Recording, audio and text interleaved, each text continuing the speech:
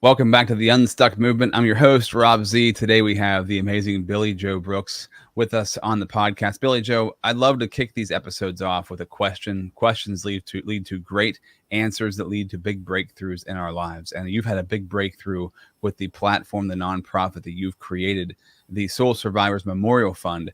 I wanted to know, how did personal losses in your life shape your vision to create this fund for others? So last year, I actually attended the Blair County Leadership Program. So I'm going to graduate 2023.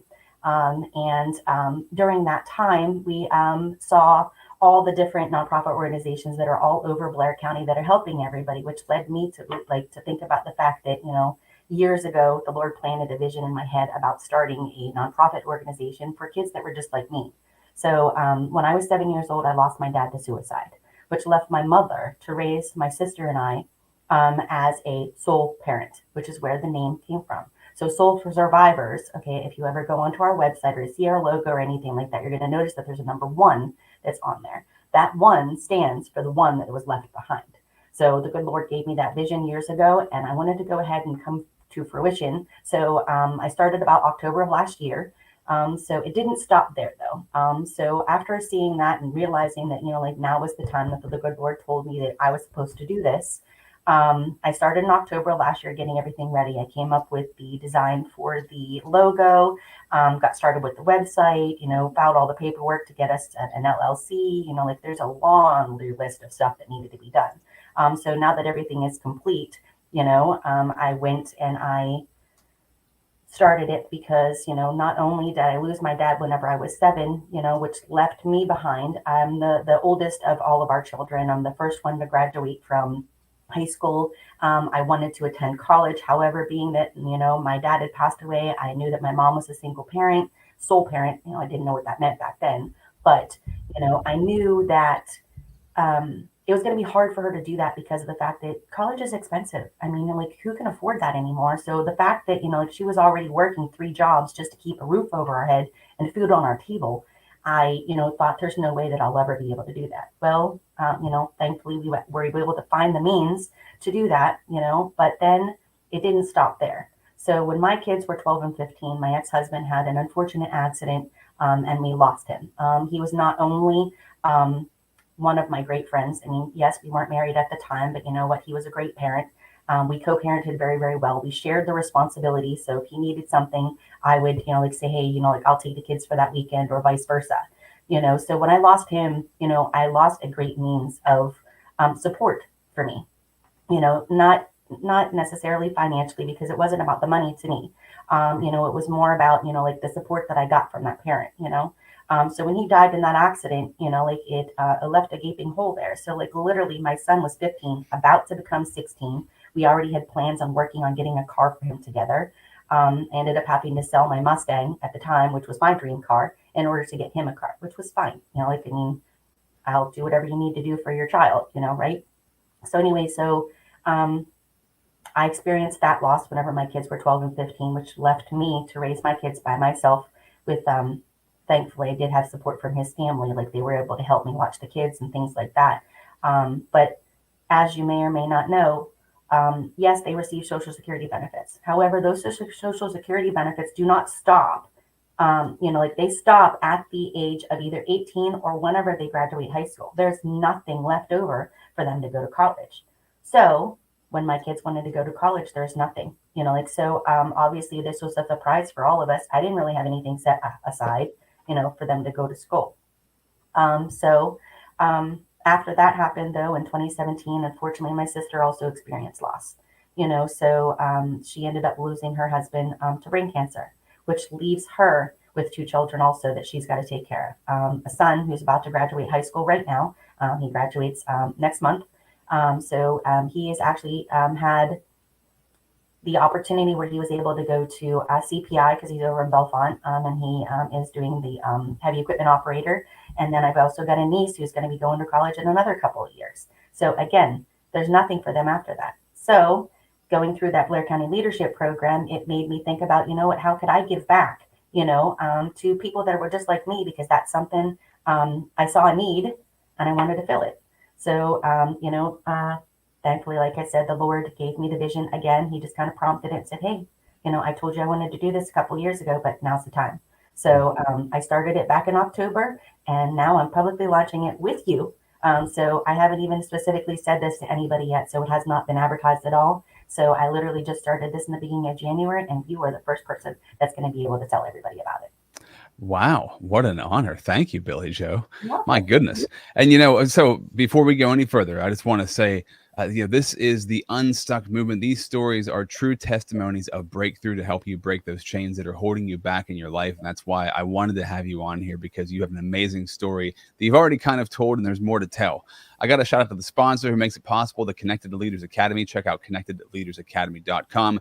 And so people know more about you, just a short intro. Billie Jo Brooks is the founder and manager of the Soul Survivors Memorial Fund, dedicated to providing scholarships to children who have lost a parent. Her life's work is inspired by her personal experiences of loss and driven by a commitment to support educational opportunities for bereaved children.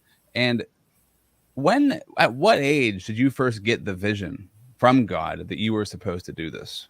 So I started following Jesus probably about 2017 when I originally started my insurance agency. So a couple of years after that, after attending, I actually went back through some of my journals through the Sunday services that we've been in, and it was back in 2019 whenever I originally got the vision.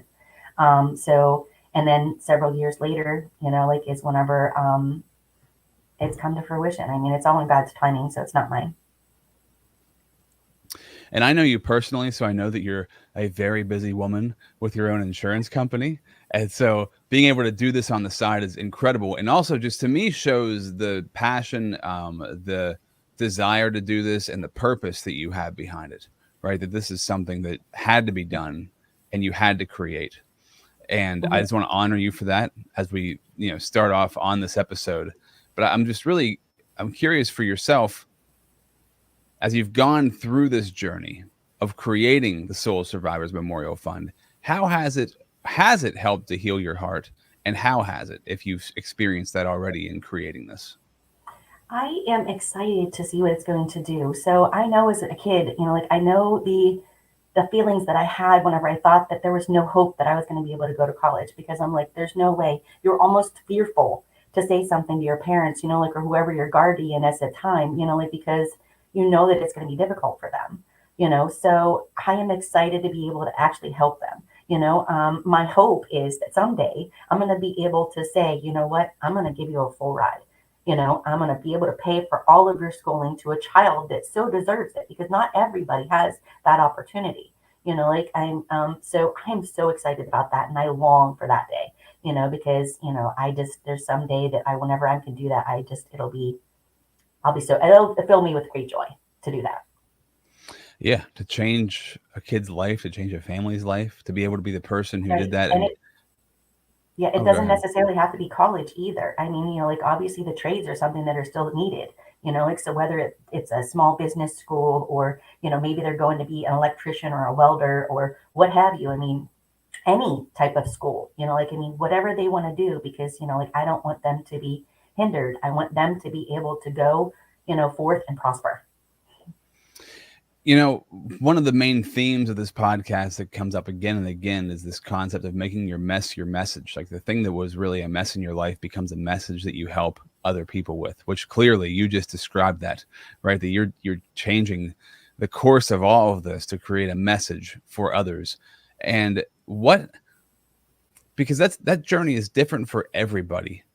And the way that it happens is different for everybody. How are you able to get through those difficult times of losing your father back many years ago, and then losing your co-parent with your kids, right? Losing their dad.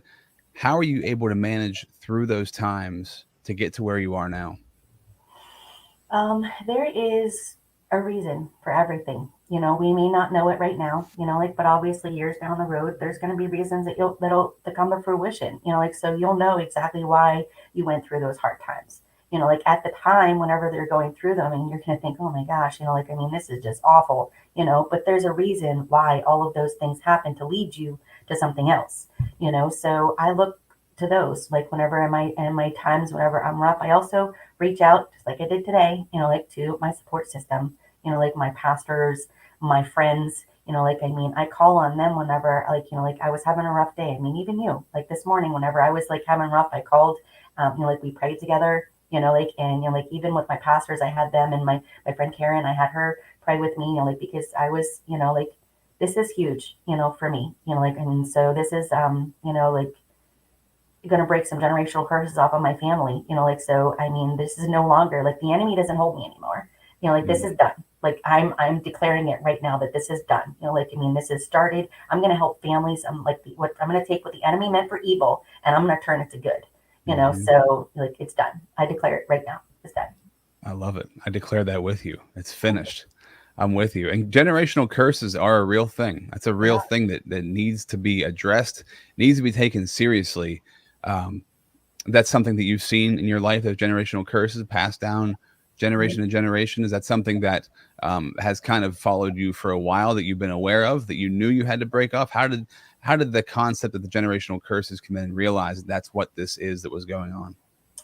Through my journey, of following Jesus and learning more and more about him, and small groups through my church and things like that. I have learned about the generational curses. I didn't know anything about them, whenever I first followed Jesus, but as you learn, the more, you grow in your knowledge, so I sat down and I thought about it the one time, actually, even after starting this Soul Survivors Fund. Like I said, that, the enemy was taking, what was meant for evil and turning it to good. I had that written down in one of my journals, so this was, going to end those curses, like the Lord told me that this was going to happen, and then I got down to thinking, I'm like, okay, so when did it start? And I got to thinking, okay, well, my dad's mother, she lost the father, and so I'm guessing that probably on my dad's side of the family is where I'm gathering it came from, because most of the women, had lost the father of their children. So I don't want that for my family to continue, for my daughter, to have that whenever, like that comes to, fruition. So I don't want that to be anything that she needs to worry about. So I declare that it's going to be done with me. I'm ending it for all of them. So, when Caitlin has a family, or when Cassie has a family, or, like any of my children or my sister's children or their children's children, like the generations and generations and generations to come, it's going to end here, and with this, that's going to do that. Amen. Love that so much. That's so good. What advice would you give to somebody? Because I think so many people throughout life, whether they realize it or not, God's placed something on their heart to do. And sometimes that thing might seem impossible. It might seem insurmountable. As I've seen you and listened to you go through this journey of creating this nonprofit, I heard of all the struggles and the roadblocks that came up, right? It takes a lot of time to get a nonprofit off the ground. So it requires a lot of fortitude to push through, like a lot of perseverance to push through these barriers. What advice would you give to somebody who has something on their heart, but they have no idea, like, how am I actually going to make this thing a reality? Is there advice you would give them through the process that you've gone through? Just keep pushing, so if this is something that you are passionate about, don't let anything stop you, so those little things are just going to be like tiny little hurdles, little bumps in the road, something that we always say at our church, grace, don't let that mountain stop you, so it might, so just push through, so don't let anything stop you. You turn that mountain into a molehill, and bring the right people around you too, right? To make the dream a possibility. It's amazing when you start to put something together, when you have a dream big enough, the people start to show up in your life that help you put the dream together. Exactly. And those people start to turn that resistance that you feel into momentum. And that momentum creates a movement that you now that you've created, so you pushed through the resistance to build the momentum to get the Soul Survivors Memorial Fund off the ground. So the momentum is now behind you because the people are going to start supporting you in this cause because of how powerful it is, how important it is, and how necessary it is for our society. And the fact that you're putting kids through college, and that's your goal, to help them have a college education or whatever it might be for them, right? I just think that's such an amazing thing to be able to do, because we sometimes do not, many times in life, we do not get the support or the encouragement or feel like anybody even sees us or hears us. So I know through what you're doing, people are going to feel seen and heard. When you went through this experience for yourself, was that something you struggled with, not feeling seen, heard, understood, or supported through the process? Yeah, like I didn't feel like, well, I mean, obviously, like there's times whenever you don't feel like you're worthy of that kind of thing, like because, you're felt like you're left behind, or, like there's no way that we can have this happen because of XYZ, but, like looking back, that was me making excuses, so, I don't want there to be any reason why these children, like have to make any excuses, like, and even like, not just someday, like I want to have more than just, like the scholarship funds, like someday, you know, potentially, like maybe be able to help, like the soul parents that are left behind. Because I mean, they don't just struggle with the school. I mean, yes, that's originally what, like the vision was for me, but there is other things, like, I mean, I want to have a support system. I mean, I want to work with, whether it be the home nursing, with like the healing patch that they have. So like the kids that go through there, and like I want to have a partnership with them, like, and so this way, I can meet the children that are potentially going to be the ones that receive the scholarships at the end of the year, of their school year.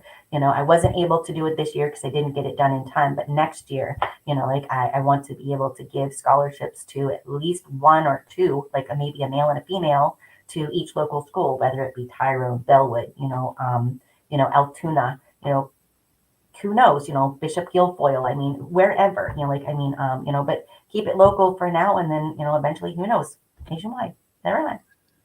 And I see like through this, because this platform is wonderful, Soul Survivors, I love the meaning behind it, but I also see for you, like, the power in this is you telling your story, because the reason you created this was because of the story that you have, and using that story for good, right? So one of the things I feel like I'm supposed to help you with is like crafting that story, telling the story, getting that message out. Why are you, of course it's an amazing thing, but the why behind it, the story behind it, your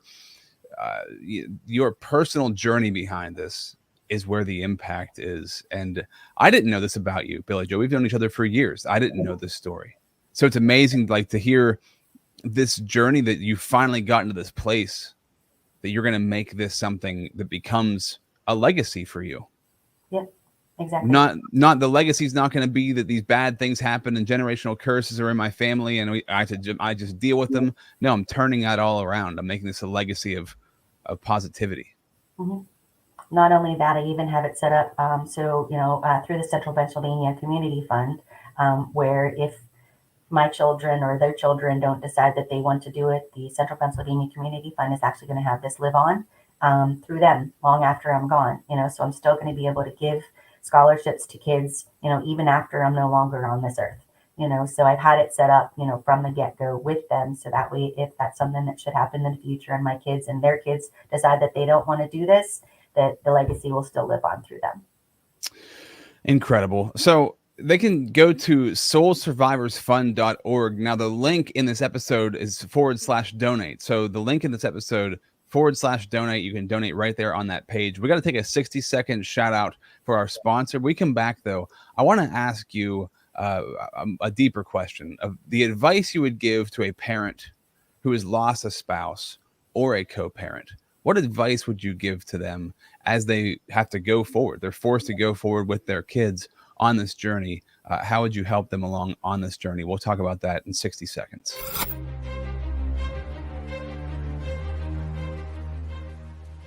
Hi, my name is Jose Escobar, and I'm the founder and CEO of the Connected Leaders Academy. We're a growing tribe, a community of entrepreneurs all over the world, globally, all across the country, high performers, titans of industry. If you're an entrepreneur, and you're looking to grow personally and professionally, scale your influence, develop your skill sets, move the needle in your business, more clients, more money, more profit, the bottom line, and of course, grow your circle and your network like never before, this is where you want to be. Join the Connected Leaders Academy today. We are scaling massively.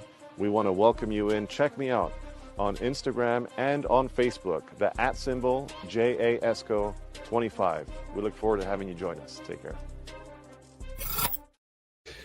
So, the advice you would give to a parent out there who has lost a spouse, or a co-parent who has lost that other part of the support system for their kids in their life, what advice would you pass along to them? Lean on your village.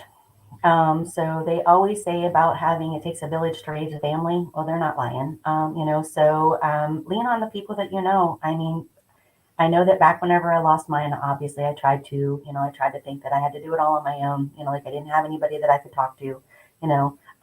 That's not true. Like lean on your friends. Your family. I mean, that's what they're there for. And heck, if you don't have anybody that you feel like you can talk to, go on my website. There's an email there. I mean, reach out to me. I'll be glad to talk to you.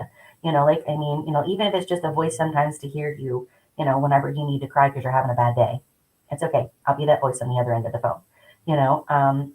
But lean on your village. Like reach out to people, ask for help. Don't be afraid to. It's not a sign of weakness, if you're asking for help. So just ask. And lean on the people that you've got around you because they do want to support you. Yeah, isn't it? It's interesting. We know people are always there to help, but when you're going through a really hard time, I think, and then this is the enemy, right? The enemy will tell you you're all on your own. This is your journey, and nobody else can go through this. Now, it is your own personal journey that you go through and you figure out yourself, but that doesn't mean you shouldn't be reaching out for help. That doesn't mean somebody else hasn't gone through it, and they can help guide you through it, right? To help you avoid the pitfalls and the things that can happen. Because what's that? I was just going to say that it's surprising. Like, so you think at the time, whenever it happens to you, that you're the only one that's ever going through it, but you don't realize how many people have already been through this. So through starting this organization, I have found and spoke to so many other people. I did not realize that there was that many people out there who had experienced loss just like I did, so it's just that you think you're the only one. And at the time you feel like you're alone, but you're not, so, I do recommend going out and talking to people, so like I said, use your village, but don't stay silent, talk to someone, don't let it eat you up inside. Exactly. People have gone through this. They've experienced it. They are there. They want to help. People want to help, but you have to find them. You've got to find your tribe in situations like this. And this might be more of a difficult question, and you can share as much or as little as you want to. But when you were a kid and you lost your dad, how did you make it through that part? Because that, for a kid, what advice do you have for kids going through that? That's got to be so difficult. When I was that young, so I can probably share this a little bit, but so when I was little, God gave me the gift of dreams. So I actually dreamt my father's death. And so as a kid, I thought that I caused it. And it wasn't until a couple of years ago, I went to this women's retreat in January with a friend of mine who was a former farmer's agent, just like I was. And at that retreat, I broke it off, it was my breakthrough right there because of the fact that, it wasn't my fault. Yes, I might have had the vision on there, but it was pretty much my dad, baby, coming to say goodbye because, he, but at the time when I was little, I didn't know he committed suicide. I didn't know that until I was a teenager, so, it's not something that we really talked about, it was just dad died and that was it, so, he was a diabetic, he was, an alcoholic, he was a severely depressed person, so these are all things that, even myself, I battled some of those things, in my past, but that's my past, I leave it back there, I'm moving on, with, Jesus, I have found, peace that I haven't felt before. And I know sometimes, nobody's perfect, so, sometimes you just show yourself a little grace, from time to time you have to do that. Mm-hmm. How close to it happening did you have the dream? Was it like close to one another? It was the night that it happened. Oh my gosh. Yeah. I Holy woke cow, up in the Billy middle of Joe. the night, crying, like hysterical, because I remember this. I don't remember a whole lot from my childhood, but I vividly remember this. I remember because we lived in an apartment building down in Tyrone, because that's where I grew up. And we were on the second floor, but our bedroom was on the third floor. I remember waking up in the middle of the night, bawling hysterically, coming down the stairs, telling mom that, like that dad was dead, and basically he told me I was crazy and go back to bed. It was just a bad dream or whatever. So she gave me a drink and, took me back upstairs and told me to go back to bed. So I did, but I vividly remember the phone ringing shortly thereafter. And it was them calling to say that my dad had passed. So I guess he had taken an insulin overdose, and he was in a coma for a while. And we didn't get the telephone call until after he passed. It was not a good separation between my dad and my mom. Boy, I'm so sorry. Wow. It's things like this. It is things like this that either make people or break people, right? And they might break you before they make you. But if you go through the breaking, I love the expression, are you buried or are you planted? And this is easy for me to say. I didn't go through this, right? But I mean, we all go through difficult things in our lives that seem like we're buried under insurmountable odds or insurmountable guilt, shame, fear, condemnation, whatever it might be. But if we, I mean, you and I are believers, right? If you believe that there is a purpose to your life, that you were created for a reason, and these things that were meant for evil are going to be used for good, then you can see yourself no longer as buried, but as planted. Yep. And when you're planted, now you just need the right ingredients to grow. Yeah. Right. So it sounds to me like this is, you talk about breaking generational curses. It sounds like you said, you're breaking those generational curses, because that sounds like a burial to a planting. And now you are seeing the fruit of the planting, of the watering, of the nutrients that have come along over the years. Yep. It's almost like whenever you get baptized, whenever they put you underneath the water, like buried and then, risen back to life, it kind of feels like that right now. So this soul survivor is me coming back to life. I'm letting all that stuff fall off of me. It's no longer holding me back, and then from this, I'm going to be able to help a lot of kids that, will just bring me great joy, and I always used to wonder, because I was always like, well, you're doing what you're supposed to be doing, because I'm an insurance agent. I'm very, very passionate about that. I love what I do, but I always felt like there was more, and I feel like this is the more, so this is me being able to do exactly what I was created for. And I believe that this was it. I don't think it's going to end at this. I believe there's still going to be more, This is just the beginning. Exactly. So this is the beginning of what is yet to come. Yeah, absolutely. You've just gotten it's like the planting and the growing, right? So you've just now grown into the nonprofit, like it has bloomed, it's blossomed. Here it is. That's just the start of it. That's just like the beginning stages of what's to come. So I'm so excited to see what comes from this. I'm so excited to just watch this journey that you're going through. And I want to read the mission. So the mission of the Soul Survivors Memorial Fund. And I think I want to share here for anybody who's watching. I can share my screen so they can actually see the screen for the Soul Survivors Fund while we're doing this. The Soul Survivors Memorial Fund, you can check it out right here, soulsurvivorsfund.org. But our mission is to connect with, support, and empower families who have suffered the loss of a parent or guardian and provide college scholarships to those who need it most. We're dedicated to filling the gap of support when a child of a soul parent or guardian is ready to start their future, and provide ongoing support for all types of families. So as people might be watching or listening right now, I guess who, right? This is for anybody during this journey, whether it just happened or it happened 15 years ago. Is that right? Yeah. I mean, like right now, obviously like the children that are graduating, but yeah, I'd like to be able to help anybody, so, cause sometimes I have a friend, who has, a couple of kids who I did when I originally shared on my Facebook page that I was doing this, they had commented, hey, this might help us. And I'm like, yeah, it will, so, whenever I have the funds that come in, like, I mean, I want to be able to help people right away, not just at whenever they graduate high school, like, so, I mean, I want to be able to help them right away. Mm-hmm. Amazing. And so if they want to get involved, they want to find out more, they can go to soulsurvivorsfund.org. The donate button is a link on this episode in the description. You can go down to donate right now. Billie Jo, is there anything else that I haven't talked about or we haven't covered that you want to include in this episode? I don't think so. No. I mean, I maybe, like, if they can, maybe go send me messages through my Facebook, the Soul Survivors Memorial Fund. Okay. Ideas and ways that you think I might be able to do fundraisers. So that's something that I'll always be looking for. So that's something I'm going to be doing here in the future.